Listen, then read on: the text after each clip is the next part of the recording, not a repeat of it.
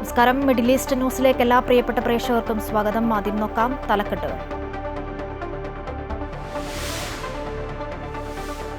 ഇസ്രായേലിനെതിരെ ഒരുമിച്ച് നിൽക്കുമെന്ന് ദോഹ ഉച്ചകോടി. ഇസ്രായേൽ ആക്രമണം ഐക്യത്തിനും സഹവർത്തിത്വത്തിനും ഭീഷണിയെന്ന് വിലയിരുത്തൽ. ഇസ്രായേലിനെതിരെ താക്കീത് ചെയ്ത് അറബ് മുസ്ലിം രാജ്യങ്ങളുടെ അടിയന്തര ഉച്ചകോടിക്ക് സമാപനം.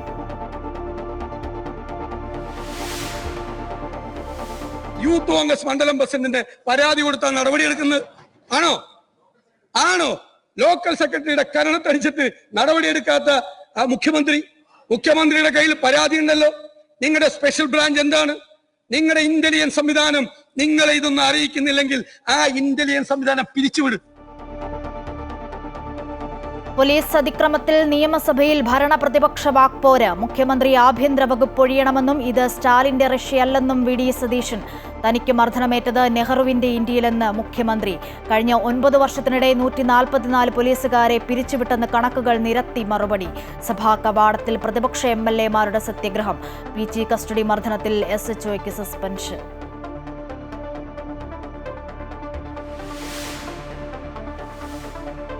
സർക്കാർ ആശുപത്രികളിൽ രോഗികൾ സ്വന്തം ചെലവിൽ ഉപകരണം വാങ്ങേണ്ട സാഹചര്യമില്ലെന്ന് മന്ത്രി വീണ ജോർജ്. ആരോഗ്യ മേഖലയ്ക്ക് കപ്പിത്താനില്ലെന്ന് പ്രതിപക്ഷം.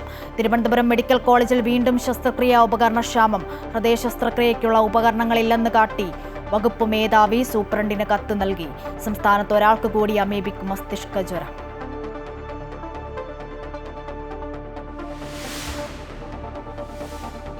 ഗാസ പിടിക്കാൻ ഇസ്രായേൽ. കരയുദ്ധം തുടങ്ങി. ശക്തമായി വ്യോമാക്രമണം. ഇന്ന് മാത്രം കൊല്ലപ്പെട്ടത് 60-ലേറെ പേർ. ജനങ്ങൾ പലായനം ചെയ്യുന്നു.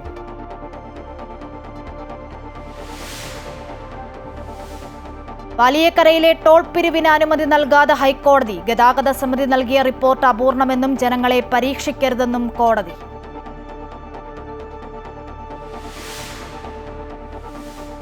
ഇന്ത്യ പാക് ഹസ്തദാന വിവാദത്തിൽ മാച്ച് റഫറിയെ മാറ്റണമെന്ന പാകിസ്ഥാന്റെ ആവശ്യം തള്ളി ICC. മത്സരം ബഹിഷ്കരിക്കുമെന്ന ഭീഷണിയുമായി പാകിസ്ഥാൻ.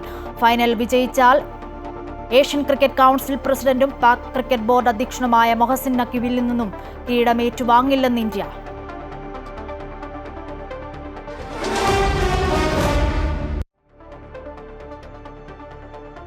വാർത്തകൾ വിശദമായി നോക്കാം. പോലീസ് അതിക്രമത്തിൽ നിയമസഭയിൽ 2.5 മണിക്കൂർ ചൂടേറിയ ചർച്ച. മുഖ്യമന്ത്രി ആഭ്യന്തര വകുപ്പ് ഒഴിയണമെന്നും ഇത് സ്റ്റാലിന്റെ റഷ്യയല്ല എന്നും പ്രതിപക്ഷം.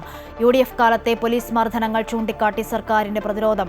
2016 മുതൽ 9 വർഷത്തിനിടെ 144 പോലീസുകാരെ സർവീസിൽ നിന്നും പിരിച്ചുവിട്ടെന്നും മുഖ്യമന്ത്രി കണക്കുകൾ നിരത്തി വാദിച്ചു. കുറ്റക്കാരായ പോലീസുകാരെ സർവീസിൽ നിന്നും പിരിച്ചുവിടുന്നതുവരെ സഭാ കവാടത്തിൽ പ്രതിപക്ഷ MLA-മാർ സത്യഗ്രഹം തുടങ്ങി. ആഭ്യന്തര വകുപ്പിനെ കടുത്ത പ്രതിരോധത്തിലാക്കിയ പോലീസ് അതിക്രമത്തിൽ അടിയന്തര പ്രമേയത്തിന് പ്രതിപക്ഷം നോട്ടീസ് നൽകിയപ്പോൾ അത് ചർച്ചയ്ക്കെടുക്കാൻ സർക്കാർ തീരുമാനിക്കുകയായിരുന്നു. തുടർന്ന് കണ്ടത് 2.5 മണിക്കൂർ ചൂടേറിയ വാദപ്രതിവാദം. കുന്നമംഗലം ലോക്കപ്പ് മർദ്ദനം, പീച്ചി കുണ്ടറ പോലീസ് സ്റ്റേഷൻ മർദ്ദനം, പേരൂർക്കടയിലെ വ്യാജ മാനമോഷണം ഉൾപ്പെടെ അതിക്രമങ്ങൾ നിരത്തി പ്രതിപക്ഷം സർക്കാരിനെ പ്രതിരോധത്തിലാക്കി. ക്രൂരകൃത്യങ്ങൾ നടത്തുന്ന പോലീസുകാരെ സർക്കാർ സംരക്ഷിക്കുന്നുവെന്നും ജനമൈത്രി പോലീസല്ല ഗുണ്ടാ പോലീസാണ് കേരളത്തിലുള്ളതെന്നും പ്രതിപക്ഷ നിരയിൽ നിന്ന് സംസാരിച്ചവർ വിമർശിച്ചു. എന്നാൽ ഓരോ UDF ഭരണകാലത്തെയും പോലീസ് അതിക്രമങ്ങൾ നിരത്തിയാണ് ഭരണപക്ഷം ചർച്ചയെ നേരിട്ടത്. കക്കയം പോലീസ് ക്യാമ്പിലെ ക്രൂരകൃത്യങ്ങൾ വരെ നിരത്തി. DYFI നേതാവിന് പോലും സ്റ്റേഷനിൽ ക്രൂരമായി മർദ്ദിച്ച പോലീസിൽ നിന്ന് മറ്റുള്ളവർക്ക് എന്ത് നീതിയാണ് കിട്ടുകയെന്ന് പ്രതിപക്ഷം ചോദിച്ചു. കുറ്റക്കാരായ പോലീസുകാർക്ക് കുടപിടിക്കുന്ന മുഖ്യമന്ത്രി ആഭ്യന്തര മന്ത്രിപദം ഒഴിയണമെന്ന് പ്രതിപക്ഷ നേതാവ് ആവശ്യപ്പെട്ടു. ഇത് സ്റ്റാലിന്റെ റഷ്യയല്ലെന്നും ഓർമ്മിപ്പിച്ചു. ഇതെല്ലാം അറിഞ്ഞുകൊണ്ടാണ് നിങ്ങൾ നടപടിയെടുക്കാതിരിക്കുന്നതെങ്കിൽ ബഹുമാനപ്പെട്ട മുഖ്യമന്ത്രി, ഞാൻ അങ്ങയോട് പറയുന്നു, അങ്ങ് ആഭ്യന്തര വകുപ്പിന്റെ ചുമതല ഒഴിഞ്ഞു പോകണം. ഇത് സ്റ്റാലിന്റെ റഷ്യയല്ല. ബഹുമാനപ്പെട്ട മുഖ്യമന്ത്രി, ഇത് ജനാധിപത്യ കേരളമാണ്. നിങ്ങൾ സ്റ്റാലിൻ ചമയാൻ ശ്രമിച്ചാൽ ഞങ്ങൾ അതിനെ ചോദ്യം ചെയ്യും. എന്നാൽ അടിയന്തരാവസ്ഥ കാലത്ത് തനിക്ക് പോലീസ് മർദ്ദനമേറ്റത് സ്റ്റാലിന്റെ റഷ്യയിലല്ലെന്നും UDF ഭരണകാലത്താണെന്നും പറഞ്ഞ മുഖ്യമന്ത്രി ചരിത്രം ഓർമ്മിപ്പിച്ചുകൊണ്ടാണ് പ്രതിരോധം തീർത്തത്. ഉദയകുമാർ ഉരുട്ടിക്കൊലക്കേസ് ഉൾപ്പെടെ മുഖ്യമന്ത്രി എടുത്തു പറഞ്ഞു. 2016 മുതൽ കഴിഞ്ഞ 9 വർഷത്തിനുള്ളിൽ 144 പോലീസുകാരെ സർവീസിൽ നിന്ന് പുറത്താക്കിയ സർക്കാരാണെന്നും മുഖ്യമന്ത്രി കണക്കുകൾ നിരത്തി വാദിച്ചു. പാർക്കിലിരിക്കുന്ന ഉദയകുമാറിനെയാണ് പോലീസ് കസ്റ്റഡിയിലെടുത്തത്. ആ ഉദയകുമാറാണ് പോലീസ് കസ്റ്റഡിയില് മരിക്കുന്നത്. ഒരു വ്യാജ FIR തയ്യാറാക്കി. മോഷണക്കുറ്റം ഇയാളിൽ ചുമത്താൻ ശ്രമിച്ചു. യഥാർത്ഥത്തില് ഉദയകുമാറിന്റെ തുടകളില് ഉള്ളംകാലില് അടിയേറ്റ പാടുകളുണ്ടായിരുന്നു. എന്നാൽ കുന്നമംഗലം മർദ്ദനക്കേസിലെ കുറ്റക്കാരായ പോലീസുകാരെ സർവീസിൽ നിന്ന് പിരിച്ചുവിടാൻ തയ്യാറാകാത്ത സർക്കാർ നടപടിയിൽ പ്രതിഷേധിച്ച് പ്രതിപക്ഷം സഭ ബഹിഷ്കരിച്ചു. പോലീസുകാരെ പിരിച്ചുവിടും വരെ സഭാ കവാടത്തിൽ അനിശ്ചിതകാല സത്യാഗ്രഹവും പ്രതിപക്ഷം ആരംഭിച്ചു. AK അഷ്റഫ്, സനീഷ് കുമാർ ജോസഫ് എന്നീ MLA-മാരാണ് സത്യാഗ്രഹമിരിക്കുന്നത്. പിണറായിയുടെ സെൽ ഭരണമെന്നെഴുതിയ ബാനറുമായാണ് പ്രതിപക്ഷം സഭാ കവാടത്തിൽ നിന്ന് പുറത്തേക്കിറങ്ങിയത്. അമൃത ന്യൂസ്, തിരുവനന്തപുരം. കേരളത്തിലെ പോലീസ് നല്ല രീതിയിൽ പ്രവർത്തിക്കുന്ന സംവിധാനമാണെന്ന് CPM general secretary MA baby. ഇപ്പോൾ ഉണ്ടായിരിക്കുന്ന പ്രശ്നങ്ങൾ ഇടതുപക്ഷ സർക്കാരിന്റെ പോലീസ് നയത്തിന്റെ ഭാഗമല്ല. ചില സംഭവങ്ങൾ ഉണ്ടായിട്ടുണ്ട്, എന്നാൽ അതിനെ പർവ്വതീകരിക്കുന്നതിൽ അർത്ഥമില്ലെന്നും അദ്ദേഹം പറഞ്ഞു. കേന്ദ്ര കമ്മിറ്റിയിൽ വിഷയം ചർച്ചയായില്ലെന്നും ഉചിതമായ നടപടി LDF സർക്കാർ കൈക്കൊള്ളുമെന്നും അദ്ദേഹം ഡൽഹിയിൽ പറഞ്ഞു. കേരളത്തിൽ CPM-ന്റെയും LDF-ന്റെയും കാഴ്ചപ്പാടനുസരിച്ചിട്ടാണ് പോലീസ് നീങ്ങിക്കൊണ്ടിരിക്കുന്നത്. അവിടെയും ഇവിടെയും ഒറ്റപ്പെട്ട ചില വ്യത്യസ്ത അനുഭവങ്ങൾ ഉണ്ടാകാം. അതിനെ പർവ്വതീകരിക്കുകയും ഊതികുറിപ്പിക്കുകയും ചെയ്യുന്നതിനകത്ത് അർത്ഥമില്ല. അവിടെല്ലാം കൈക്കൊള്ളേണ്ട സൂക്ഷ്മമായ നടപടികൾ കൈക്കൊള്ളും LDF ഗവൺമെന്റ്. പീച്ചിയിൽ ഹോട്ടൽ ജീവനക്കാരെ മർദ്ദിച്ച സംഭവത്തിൽ കടവന്ത്ര SHO PM രതീഷിനെ സസ്പെൻഡ് ചെയ്തു. ദക്ഷിണമേഖല IG-യുടേതാണ് നടപടി. പീച്ചി SI ആയിരിക്കുമ്പോഴാണ് രതീഷ് ഹോട്ടൽ ജീവനക്കാരെ മർദ്ദിച്ചത്. മർദ്ദനത്തിന്റെ CCTV ദൃശ്യങ്ങളടക്കം പുറത്തുവന്നിരുന്നു. തൃശൂർ പീച്ചി പോലീസ് സ്റ്റേഷനിൽ ഹോട്ടലുടമ ഔസേപ്പിനെയും മകനെയും മർദ്ദിച്ച സംഭവത്തിലാണ് നടപടി. വകുപ്പുതല അന്വേഷണത്തിൽ കുറ്റക്കാരനെന്ന് കണ്ടെത്തിയതോടെയാണ് ദക്ഷിണമേഖല IG ശ്യാം സുന്ദർ PM രതീഷിനെ സസ്പെൻഡ് ചെയ്തത്. രതീഷിനെതിരെ 1 വർഷം മുൻപ് അന്വേഷണം നടത്തിയിരുന്നെങ്കിലും നടപടി എടുത്തിരുന്നില്ല.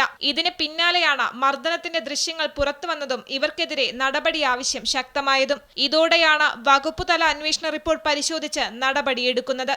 പോലീസ് മർദ്ദനത്തിൽ മുഖ്യമന്ത്രി നിയമസഭയിൽ മറുപടി പറഞ്ഞ് മണിക്കൂറുകൾക്കുള്ളിലാണ് നടപടി. 2023 മെയ്യിലാണ് ഹോട്ടൽ ഉടമയായ KP ഔസേപ്പിനും മകനും ജീവനക്കാർക്കും പീച്ചി സ്റ്റേഷനിൽ മർദ്ദനമേറ്റത്. ഹോട്ടലിലുണ്ടായ തർക്കത്തെ തുടർന്ന് പീച്ചി പോലീസ് സ്റ്റേഷനിൽ പരാതി പറയാനെത്തിയ ഹോട്ടൽ മാനേജർ റോണി ജോണിയും ഡ്രൈവർ ലിതിൻ ഫിലിപ്പും PM രതീഷിന്റെ നേതൃത്വത്തിൽ മർദ്ദിക്കപ്പെട്ടുവെന്ന് ലാലീസ് ഗ്രൂപ്പ് ഉടമ KP ഔസേപ്പ് ആരോപിച്ചിരുന്നു. പിന്നാലെ വിവരമറിഞ്ഞെത്തിയ ഔസേപ്പിനെയും മകനെയും രതീഷ് ഭീഷണിപ്പെടുത്തി. പരാതി ഒത്തുതീർപ്പാക്കാൻ സമ്മർദ്ദം ചെലുത്തിയതായും ഇതിനായി 5 ലക്ഷം രൂപ ആവശ്യപ്പെട്ടതായും ഔസേപ്പ് വ്യക്തമാക്കിയിരുന്നു. അതിൽ 3 ലക്ഷം പോലീസിനാണെന്ന് വ്യക്തമാക്കിയെന്നും അദ്ദേഹം ആരോപിച്ചു. പിന്നീട് 5 ലക്ഷം രൂപ CCTV ക്യാമറയുടെ മുന്നിൽ ഔസേപ്പ് കൈമാറിയ ദൃശ്യങ്ങളും പുറത്തുവന്നിരുന്നു. അമൃത ന്യൂസ്, തിരുവനന്തപുരം.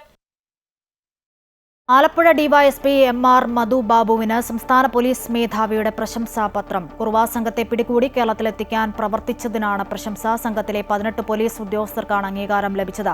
മണഞ്ചേരി പോലീസ് സ്റ്റേഷനുമായി ബന്ധപ്പെട്ട് പ്രവർത്തിച്ച പോലീസ് ഉദ്യോഗസ്ഥർക്ക് ഗുഡ് സർവീസ് എൻട്രിയും ലഭിച്ചു. ആരോഗ്യവകുപ്പിന്റെ വീഴ്ച നിയമസഭയിൽ. ആരോഗ്യമന്ത്രിയും പ്രതിപക്ഷ നേതാവും നേർക്കുനേർ. ഉപകരണം വാങ്ങി നൽകേണ്ട സാഹചര്യം നിലവിലില്ല എന്ന് വ്യക്തമാക്കിയ ആരോഗ്യമന്ത്രി, പക്ഷേ വിദഗ്ധ സമിതിയുടെ കണ്ടെത്തൽ ശരിവച്ചു. ആരോഗ്യവകുപ്പിന് കപ്പിത്താനില്ല എന്ന് പ്രതിപക്ഷം പരിഹസിച്ചു. ആരോഗ്യമന്ത്രി ആനമണ്ടത്തരം പറയുന്നുവെന്നും ശസ്ത്രക്രിയയ്ക്ക് എത്തുന്ന രോഗിക്ക് പഞ്ഞി പോലും വാങ്ങി നൽകേണ്ട ഗതികേടെന്നും പ്രതിപക്ഷ നേതാവ് വിമർശിച്ചു. സർക്കാരിനെ ഏറ്റവും അധികം പ്രതിരോധത്തിലാക്കിയ വിഷയങ്ങളിലൊന്നായിരുന്നു ആരോഗ്യവകുപ്പുമായി ബന്ധപ്പെട്ട സിസ്റ്റത്തിലെ തകരാർ. തിരുവനന്തപുരം മെഡിക്കൽ കോളേജിലെ ഉപകരണക്ഷാമത്തെക്കുറിച്ച് ഡോക്ടർ ഹാരിസ് ചിറക്കലിന്റെ വെളിപ്പെടുത്തലിൽ ആരോഗ്യവകുപ്പ് കടുത്ത പ്രതിരോധത്തിലാവുകയായിരുന്നു. ആരോഗ്യവകുപ്പിൽ കപ്പിത്താൻ ഇല്ല എന്ന പരിഹാസമുയർത്തിയാണ് പ്രതിപക്ഷം ചോദ്യോത്തരവേളയിൽ വിഷയമുന്നയിച്ചത്. അത് UDF കാലത്തായിരിക്കുമെന്ന് തിരിച്ചടിച്ച ആരോഗ്യമന്ത്രി വകുപ്പിലെ നേട്ടങ്ങൾ എണ്ണിപ്പറഞ്ഞു. പണം വാങ്ങി ചികിത്സ നൽകുന്നു എന്ന വിദഗ്ധ സമിതിയുടെ കണ്ടെത്തൽ സർക്കാർ ഗൗരവത്തോടെ കാണുന്നുവെന്ന് ആരോഗ്യമന്ത്രി പറഞ്ഞു. മെഡിക്കൽ കോളേജിന് ഉപകരണങ്ങൾ വാങ്ങി നൽകിയതിൽ UDF LDF സർക്കാരുകളുടെ കാലത്തെ കണക്കുകൾ നിരത്തിയാണ് ആരോഗ്യമന്ത്രി വാദിച്ചത്. സൗജന്യ ചികിത്സാ സ്കീമുകളിൽ ഉൾപ്പെട്ട രോഗികൾക്ക് ഫ്ലെക്സിസ്കോപ്പ് ഉൾപ്പെടെയുള്ള ഉപകരണങ്ങൾ സൗജന്യമായി ലഭിക്കുന്നുവെന്ന് സ്ഥാപനങ്ങൾ ഉറപ്പുവരുത്തേണ്ടതാണ്. ഏതെങ്കിലും സ്ഥാപനമോ വകുപ്പോ ഇത്തരത്തിൽ സൗജന്യ ചികിത്സയ്ക്ക് അർഹരായ രോഗികളിൽ നിന്ന് പണം ഈടാക്കി ഉപകരണങ്ങൾ വാങ്ങുന്നുണ്ടെങ്കിൽ അത് സർക്കാർ നയത്തിന് വിരുദ്ധമാണ്. അത് സർക്കാർ ഗൗരവമായി കാണുന്നതാണ്. ഈ സർക്കാരിന്റെ കാലയളവിൽ തിരുവനന്തപുരം മെഡിക്കൽ കോളേജിൽ മാത്രമായി കാസ്പ് മുഖാന്തരം 373.36 കോടി രൂപയുടെ സൗജന്യ ചികിത്സ നൽകുകയും 81.82 കോടി രൂപയുടെ മെഡിക്കൽ ഉപകരണങ്ങൾ ലഭ്യമാക്കുകയും ചെയ്തിട്ടുണ്ട്. ആരോഗ്യമന്ത്രി ആനമണ്ടത്തരം പറയുന്നുവെന്നും ശസ്ത്രക്രിയയ്ക്ക് എത്തുന്ന രോഗികൾ പഞ്ഞി പോലും വാങ്ങി നൽകേണ്ട ഗതികേടിലാണെന്നും പ്രതിപക്ഷ നേതാവ് വിമർശിച്ചു.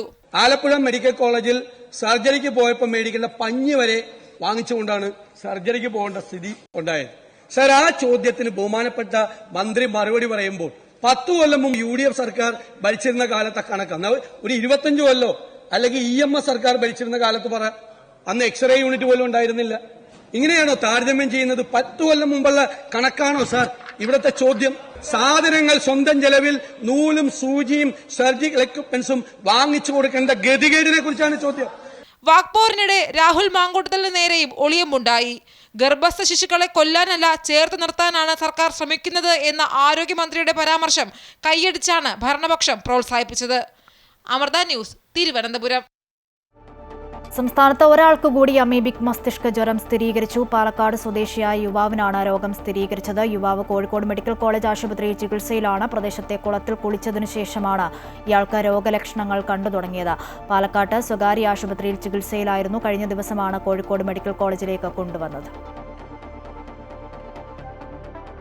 അമീബിക് മസ്തിഷ്ക ജ്വര കേസുകളിൽ നിലവിൽ ആശങ്കപ്പെടേണ്ട സാഹചര്യമില്ലെന്ന് ആരോഗ്യവകുപ്പ് മന്ത്രി വീണ ജോർജ്. ജാഗ്രത വേണമെന്നും മാർഗനിർദ്ദേശങ്ങൾ കൃത്യമായി പാലിക്കണമെന്നും ആരോഗ്യമന്ത്രി ആവശ്യപ്പെട്ടു. കൂടുതൽ കേസുകൾ തിരിച്ചറിയുന്നതിലൂടെ കൃത്യമായ ചികിത്സ നൽകി രോഗം മാറ്റിക്കൊണ്ടുവരാൻ സാധിക്കുമെന്നും മന്ത്രി വ്യക്തമാക്കി. ആ പ്രതിരോധം എന്ന് പറയുന്നത് മലിനമായിട്ടുള്ള കെട്ടിക്കിടക്കുന്ന ജലാശയങ്ങൾ, അതോടൊപ്പം തന്നെ പായൽ പിടിച്ച ജലാശയങ്ങൾ, കന്നുകാലികളെ കുളിപ്പിക്കുന്ന ജലാശയങ്ങൾ, പാറക്കുളങ്ങൾ, ഇവിടങ്ങളിൽ നമ്മൾ നീന്തുകയോ അവിടെ ഈ മുഖം കഴുകുകയോ കുളിക്കുകയോ ചെയ്യാൻ പാടില്ല. കിണറുകൾ ശാസ്ത്രീയമായി ക്ലോറിനേറ്റ് ചെയ്യണം.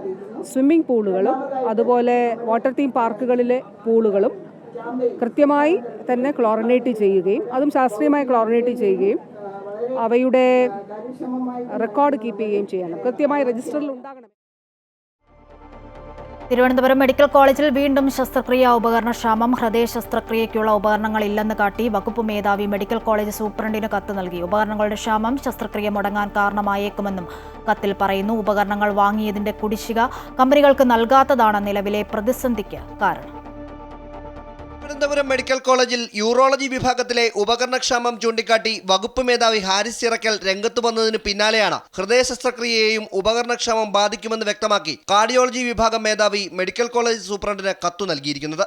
ഉപകരണങ്ങൾ ലഭിക്കാത്തത് കാർഡിയോളജി വിഭാഗത്തിൽ ശസ്ത്രക്രിയകൾ മുടങ്ങുന്നതിന് കാരണമാകുമെന്ന് കത്തിൽ ചൂണ്ടിക്കാട്ടിയിട്ടുണ്ട്. സംസ്ഥാനത്തെ 21 സർക്കാർ ആശുപത്രികളിൽ നിന്നായി 158 കോടി രൂപയുടെ കുടിശ്ശികയെ തുടർന്ന് 1-ാം തീയതി മുതൽ വിതരണം കമ്പനികൾ നിർത്തിവെച്ചതാണ് നിലവിലെ പ്രതിസന്ധിക്ക് കാരണം. 29,56 ലക്ഷം രൂപയാണ് തിരുവനന്തപുരം മെഡിക്കൽ കോളേജിൽ നിന്ന് മാത്രം നൽകാനുള്ളത്. യൂറോളജി വിഭാഗത്തിലെ ശസ്ത്രക്രിയാ ഉപകരണത്തിന്റെ ക്ഷാമം വകുപ്പ് മേധാവി ഹാരിസ് ചിറക്കൽ ചൂണ്ടിക്കാട്ടിയതിൽ ആരോഗ്യമന്ത്രി നിയമസഭയിൽ മറുപടി പറഞ്ഞതിന് പിന്നാലെയാണ് കാർഡിയോളജി വിഭാഗം മേധാവി കൂടി കത്ത് നൽകിയിരിക്കുന്നത്. HLL നിന്നും ഉപകരണങ്ങൾ എത്തിക്കാൻ ശ്രമം നടത്തുന്നതായാണ് മെഡിക്കൽ കോളേജ് സൂപ്രണ്ട് അറിയിച്ചിരിക്കുന്നത്. അമൃത ന്യൂസ്, തിരുവനന്തപുരം. പാലിയേക്കര ടോൾ പിരിവ് നിരോധനം തുടരും. 13 പോയിന്റുകളിലെ നിർമ്മാണം പൂർണ്ണ തൃപ്തികരമല്ലെന്ന് കണ്ടെത്തി. ജില്ലാ കളക്ടർ റിപ്പോർട്ട് നൽകണം. നടപടി പൊതു താൽപര്യം സംരക്ഷിക്കാനെന്ന് കോടതി വ്യക്തമാക്കി. ഗാസയിൽ രൂക്ഷമായ ഇസ്രയേൽ ആക്രമണം തുടരുകയാണ്. ശക്തമായ കരയാക്രമണമാണ് ഇസ്രയേൽ നടത്തുന്നത്. നഗരം പിടിച്ചെടുക്കാനാണ് കരസേനയുടെ നീക്കം. ആക്രമണത്തിൽ 60-ലേറെ പേരാണ് ഇന്ന് കൊല്ലപ്പെട്ടത്. പ്രാണരക്ഷാർത്ഥം ജനങ്ങൾ പലായനം ചെയ്യുകയാണെന്നാണ് റിപ്പോർട്ടുകൾ. ആളുകൾക്ക് ഒഴിയാനുള്ള സമയം പോലും കൊടുക്കാതെയാണ് ഇസ്രയേൽ കരയുദ്ധം ആരംഭിച്ചത്. പകൽ നടന്ന ആക്രമണത്തിലും നിരവധി മരണങ്ങൾ റിപ്പോർട്ട് ചെയ്തിട്ടുണ്ട്. ജീവൻ രക്ഷിക്കാൻ ജനങ്ങൾ പലായനം ചെയ്യുകയാണ്. കഴിഞ്ഞ രാത്രി നഗരം വിട്ടുപോയത് 20,000 പേരാണ്. ഗാസാ മുനമ്പിനെ പല ഭാഗങ്ങളാക്കി തിരിച്ച് സമ്പൂർണ്ണ സൈനിക നടപടിയെന്ന് വ്യക്തമാക്കും വിധത്തിലുള്ള ഒരു മാപ്പ് ഇസ്രയേൽ സേന എക്സിൽ പങ്കുവച്ചിരുന്നു. എന്നാൽ ഗസയിൽ ഇസ്രയേൽ വംശഹത്യ നടത്തിയെന്ന് ഐക്യരാഷ്ട്രസഭ നിയോഗിച്ച അന്വേഷണ കമ്മീഷൻ റിപ്പോർട്ടിലൂടെ വ്യക്തമാക്കുന്നു. 2023 ഹമാസുമായുള്ള യുദ്ധം ആരംഭിച്ചതിനു ശേഷം അന്താരാഷ്ട്ര നിയമപ്രകാരം നിർവചിക്കപ്പെട്ട 5 വംശഹത്യകളിൽ 4 ഇസ്രയേൽ നടത്തിയതെന്ന് പറയാൻ ന്യായമായ കാരണങ്ങളുണ്ടെന്ന് റിപ്പോർട്ടിൽ വ്യക്തമാക്കി. ഒരു വിഭാഗത്തെ ഉന്മൂലനം ചെയ്യുക, ശാരീരികവും മാനസികവുമായ ഗുരുതരമായ ഉപദ്രവം വരുത്തുക, ഒരു വിഭാഗത്തെ നശിപ്പിക്കാൻ ലക്ഷ്യമിട്ടുള്ള വ്യവസ്ഥകൾ മനഃപൂർവ്വം സൃഷ്ടിക്കുക, ജനനം തടയുക തുടങ്ങിയ നടപടികൾ ഇസ്രായേലിന്റെ ഭാഗത്തുനിന്നുണ്ടായെന്നും UN റിപ്പോർട്ട് വ്യക്തമാക്കുന്നു. വംശഹത്യ നടത്താനുള്ള ഉദ്ദേശത്തിന്റെ തെളിവായി ഇസ്രായേൽ നേതാക്കളുടെ പ്രസ്താവനകളെയും ഇസ്രായേൽ സേനയുടെ പെരുമാറ്റ രീതികളെയും റിപ്പോർട്ടിൽ ഉദ്ധരിച്ചു. അതേസമയം UN റിപ്പോർട്ട് വളച്ചൊടിച്ചതും വ്യാജവുമാണെന്ന് ഇസ്രയേൽ വിദേശകാര്യ മന്ത്രാലയം ചൂണ്ടിക്കാട്ടി. ഗാസയിലെ ജനതയ്ക്ക് നേരെയല്ല, ഹമാസിന് നേരെയാണ് തങ്ങളുടെ പോരാട്ടമെന്ന് ഇസ്രയേൽ വ്യക്തമാക്കി. തങ്ങളുടെ സൈന്യം അന്താരാഷ്ട്ര നിയമങ്ങൾക്ക് അനുസൃതമായാണ് പ്രവർത്തിക്കുന്നതെന്നും സാധാരണക്കാർക്കുണ്ടാകുന്ന നാശനഷ്ടങ്ങൾ ലഘൂകരിക്കുന്നതിന് സാധ്യമായ എല്ലാ നടപടികളും സ്വീകരിക്കുന്നുണ്ടെന്നും ഇസ്രയേൽ പറയുന്നു. News desk Amrita news. ഇസ്രായേലിനെതിരെ ഒരുമിച്ച് നിൽക്കുമെന്ന് ദോഹ ഉച്ചകോടി. ഇസ്രായേൽ ആക്രമണം ഐക്യത്തിനും സഹവർത്തിത്വത്തിനും ഭീഷണിയെന്ന് വിലയിരുത്തൽ. ഇസ്രായേലിനെതിരെ താക്കീത് ചെയ്ത അറബ് മുസ്ലിം രാജ്യങ്ങളുടെ അടിയന്തര ഉച്ചകോടിക്ക് സമാപനമായി. ഖത്തർ ദോഹയിൽ നടന്ന അടിയന്തര അറബ് ഇസ്ലാമിക് ഉച്ചകോടിയോടനുബന്ധിച്ച് സൗദി കിരീടാവകാശി മുഹമ്മദ് ബിൻ സൽമാൻ രാജകുമാരൻ ഇറാൻ പ്രസിഡന്റ് മസൂദ് പെസഷ്കിയാനുമായും Syrian president Ahmed al Sharaa അയുമായും പ്രത്യേകം ചർച്ചകൾ നടത്തി. ഉഭയകക്ഷി സഹകരണം ശക്തിപ്പെടുത്തുന്നതിനെക്കുറിച്ചും ഗാസയിലെ യുദ്ധം, ഖത്തറിനെതിരായ ഇസ്രായേലിൽ ആക്രമണം തുടങ്ങിയ മേഖലയിലെയും ആഗോളതലത്തിലെയും പുതിയ സംഭവ വികാസങ്ങളെക്കുറിച്ചും നേതാക്കൾ വിശകലനം ചെയ്തു. സൗദി അറേബ്യയിൽ തുടരുന്ന നിർബന്ധിത ഉച്ചവിശ്രമ സമയം അവസാനിച്ചു. ജൂൺ 15 മുതൽ ആരംഭിച്ച നിയമം സെപ്റ്റംബർ 15-നാണ് ഔദ്യോഗികമായി അവസാനിച്ചത്. ഉച്ചയ്ക്ക് 12 മുതൽ വൈകിട്ട് 3 മണി വരെ ചൂട് കൂടിയ തുറസായ സ്ഥലങ്ങളിൽ തൊഴിലാളികളെ കൊണ്ട് ജോലി ചെയ്യിപ്പിക്കരുത് എന്നതാണ് നിയമം. തൊഴിലാളികളുടെ ആരോഗ്യം, സുരക്ഷ എന്നിവയെല്ലാം ഉറപ്പുവരുത്താനാണ് മന്ത്രാലയം ഉച്ചവിശ്രമ നിയമം നടപ്പിലാക്കുന്നത്. ഈ കാലയളവിൽ രാജ്യത്ത് നിയമം ലംഘിച്ച 2414 കേസുകളാണ് റിപ്പോർട്ട് ചെയ്തിട്ടുള്ളത്. ഉച്ചവിശ്രമം ഉറപ്പുവരുത്തുന്നതിനായി മന്ത്രാലയം നടത്തിയ പരിശോധനയിലാണ് ഇത്രയും കേസുകൾ റിപ്പോർട്ട് ചെയ്തത്. കുവൈറ്റിൽ വിദേശികളുടെ ജനസംഖ്യയിൽ കഴിഞ്ഞ ഒരു വർഷത്തിനിടയിൽ 1 ലക്ഷത്തോളം കുറവ്. 2024 കണക്കനുസരിച്ച് രാജ്യത്തെ ആകെ വിദേശികളുടെ എണ്ണം 30 ലക്ഷത്തിലധികമായിരുന്നു. എന്നാൽ 2025 ഇത് ഗണ്യമായി കുറഞ്ഞു. രാജ്യത്തെ മൊത്തം ജനസംഖ്യയിലും കുറവിന് കാരണമായി. അതേസമയം കുവൈറ്റ് പൗരന്മാരുടെ എണ്ണം 1.32% വർദ്ധിച്ചു. ഇത് മൊത്തം ജനസംഖ്യയിൽ ഉയർന്ന ജനന നിരക്കും സർക്കാർ നയങ്ങളുമായാണ് സ്വദേശികളുടെ എണ്ണത്തിൽ വർധനവിന് കാരണമായത്.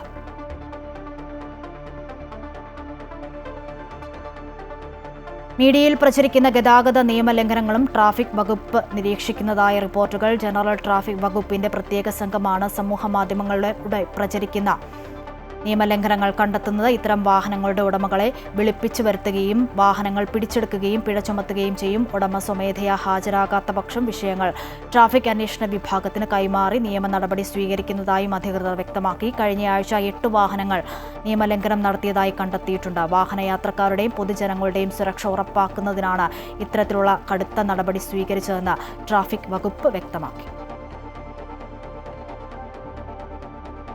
OICC റിയാദ് സെൻട്രൽ കമ്മിറ്റിയുടെ ആഭിമുഖ്യത്തിൽ സംഘടിപ്പിച്ച ഓണപ്പൂരം 2025 ഷിഫ റിമാസ് ഓഡിറ്റോറിയത്തിൽ വൈവിധ്യമാർന്ന കലാപരിപാടികളോടെ നടന്നു. കേരളത്തിന്റെ സാംസ്കാരിക പാരമ്പര്യത്തിന് നിറങ്ങൾ നിറഞ്ഞു നിൽക്കുന്ന വേദിയിൽ ഗാനമേളകളും നൃത്താവിഷ്കാരങ്ങളും മാവേലിയുടെ വരവും പ്രേക്ഷകരെ രസിപ്പിച്ചു. പരിപാടിയിൽ രഘുനാഥ് പറശ്ശിനിക്കടവ് ആമുഖ പ്രസംഗം നടത്തി. സലീം കളക്കര അധ്യക്ഷനായി. മജീദ് ചിങ്ങോലി പരിപാടി ഉദ്ഘാടനം ചെയ്തു. ഇന്ത്യൻ എംബസിയുടെ ഫസ്റ്റ് സെക്രട്ടറി ഋഷി ത്രിപതി മുഖ്യാതിഥിയായി പങ്കെടുത്ത് സംസാരിച്ചു. അബ്ദുള്ള വല്ലാഞ്ചിറ, ഷംനാഥ് കരുനാഗപ്പള്ളി, സക്കീർ ധാനത്ത് എന്നിവർ സംസാരിച്ചു.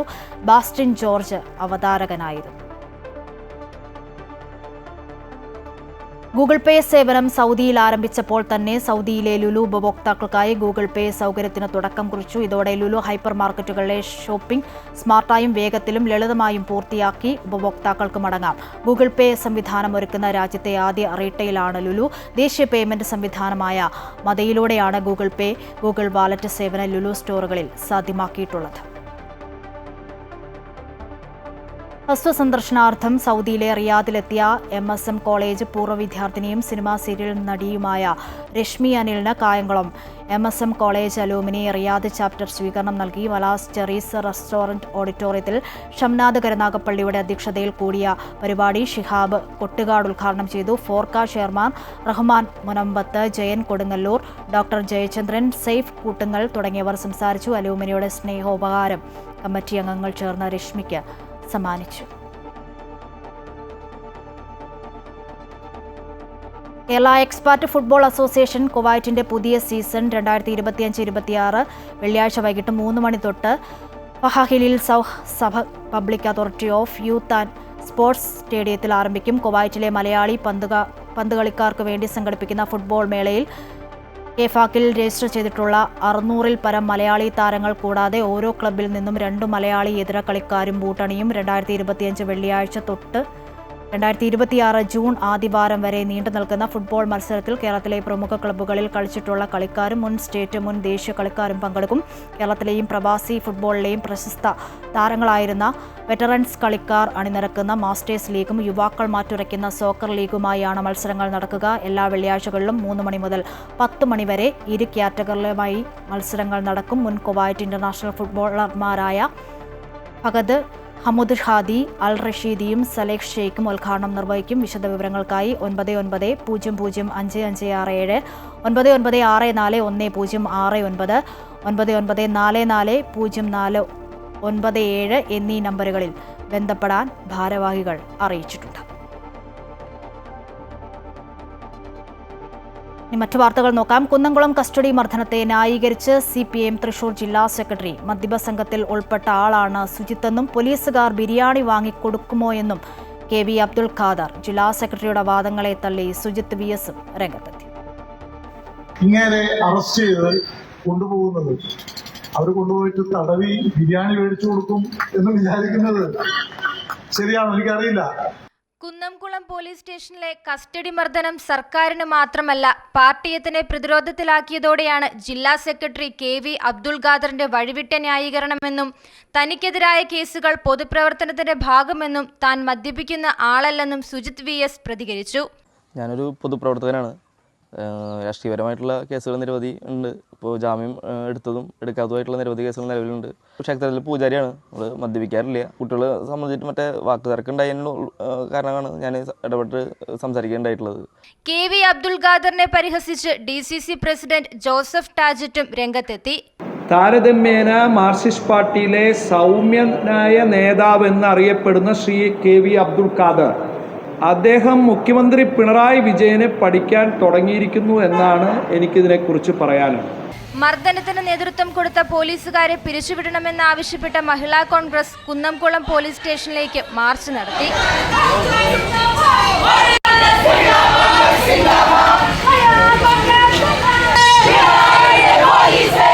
മർദ്ദന സമയത്ത് ജീപ്പ് ഓടിച്ചിരുന്ന CP ഷുഹൈർ അബ്ദുൾ റഹ്മാനെ പഞ്ചായത്തിലെ വില്ലേജ് എക്സ്റ്റൻഷൻ ഓഫീസറായി ജോലിയിൽ തുടരാൻ അനുവദിക്കരുതെന്ന് പഴയന്നൂർ പഞ്ചായത്തും പ്രമേയം പാസാക്കി. അമൃത ന്യൂസ്, തൃശൂർ. നിലപാടിൽ ഉറച്ച് CPM തൃശൂർ ജില്ലാ സെക്രട്ടറി KV അബ്ദുൽ ഖാദർ. പ്രസംഗം നാക്കുപിഴയല്ല. ഏത് സാഹചര്യത്തിലാണ് സുജിത്തിനെ സ്റ്റേഷനിലേക്ക് കൊണ്ടുപോയത്? പോലീസുമായി മൽപ്പിടുത്തമുണ്ടായി, അത് മറച്ചുവെച്ചു. സുജിത്തിന്റെ കല്യാണം വലിയ സംഭവമാക്കി മാധ്യമങ്ങൾ നൽകി. അങ്ങനെ ആഘോഷമാക്കാൻ മാത്രം വിശുദ്ധനാണോ ഇയാളെന്നും KV അബ്ദുൽ ഖാദർ ചോദിച്ചു. കാണിപ്പയ്യൂർ എന്ന് പറയുന്ന സ്ഥലത്ത് മദ്യപിച്ച് കൂട്ടം കൂടി ബഹളം വെച്ച് നാട്ടുകാർക്ക് ശല്യമുണ്ടാക്കിയ ഒരു സമൂഹവിരുദ്ധ സംഘത്തെ പോലീസ് ചെന്ന് കസ്റ്റഡിയിലെടുത്തു. ആ ആളുകളെ ഇദ്ദേഹം പോയി മോചിപ്പിച്ചു. പോലീസുമായിട്ട് മൽപ്പിടുത്തമായപ്പോൾ സ്വാഭാവികമായിട്ടും കൂടുതൽ സ്ട്രെങ്ത് വന്നു, പിടിച്ചുകൊണ്ടുപോയി. ഇതാണല്ലോ സാഹചര്യം. അപ്പോൾ സ്വാഭാവികമായിട്ടും അങ്ങനെ പിടിച്ചുകൊണ്ട ഒരാൾ പോലീസ് സ്റ്റേഷനിൽ അങ്ങനെ കൊണ്ടുപോയ ആളെയും തല്ലാൻ പാടില്ല എന്ന നിലപാട് തന്നെയാണ് ഞങ്ങൾക്കുള്ളത്. പക്ഷേ ഈ ഒരു സാഹചര്യം ഉണ്ടായി എന്ന കാര്യം ഇദ്ദേഹത്തെ വാഴ്ത്തുന്നവർ മറച്ചു വെച്ചു എന്നതാണ് എൻ്റെ ഒന്നാമത്തെ വിമർശനം. തിരൂർ മലയാളം സർവകലാശാലയ്ക്ക് ഭൂമി ഏറ്റെടുത്തതിൽ വൻ അഴിമതി ആരോപണവുമായി youth league general secretary PK Firoz രംഗത്ത്. KT ജലീൽ ഉന്നത വിദ്യാഭ്യാസ മന്ത്രിയായിരുന്ന വേളയിൽ നടന്ന ഇടപാടിൽ കോടികളുടെ അഴിമതി നടന്നു എന്നാണ് ആരോപണം. ഇത് സംബന്ധിച്ച രേഖകൾ PK ഫിറോസ് പുറത്തുവിട്ടു. മലയാളം സർവകലാശാലയ്ക്ക് 11 ഏക്കർ ഭൂമി ഏറ്റെടുക്കാൻ ഹൈക്കോടതി ഉത്തരവ് മറികടന്ന് KT ജലീൽ നീക്കം നടത്തിയെന്നാണ് PK ഫിറോസിന്റെ ആരോപണം. 17,65 ലക്ഷം രൂപയ്ക്കായി ഭൂമി ഏറ്റെടുത്തെന്ന് പറയുമ്പോഴും ഭൂമി കൈമാറിയ ഉടമകൾക്ക് 2.5 കോടി രൂപ മാത്രമാണ് നൽകിയത്. KT ജലീലും കുറുവാ സംഘവും ചേർന്ന് ഇപ്രകാരം കോടികൾ തട്ടിയെന്ന് PK ഫിറോസ് ആരോപിച്ചു.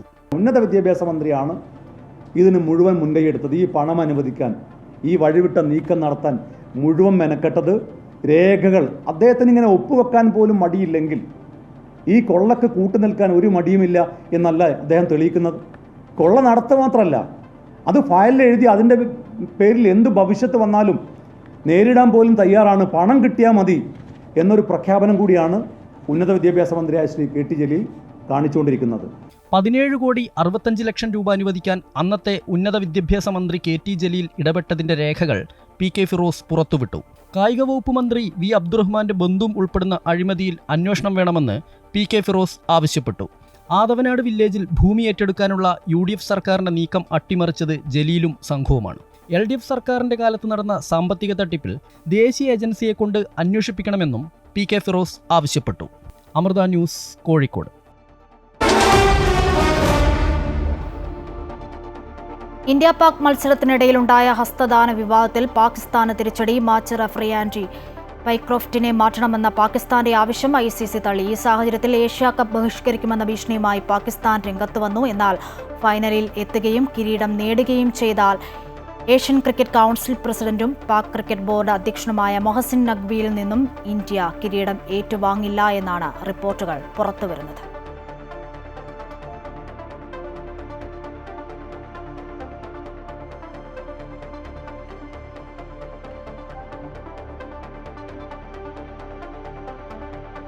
ഇതോടെ വാർത്താ ബുള്ളറ്റിൻ പൂർണ്ണമാകുന്നു. നമസ്കാരം.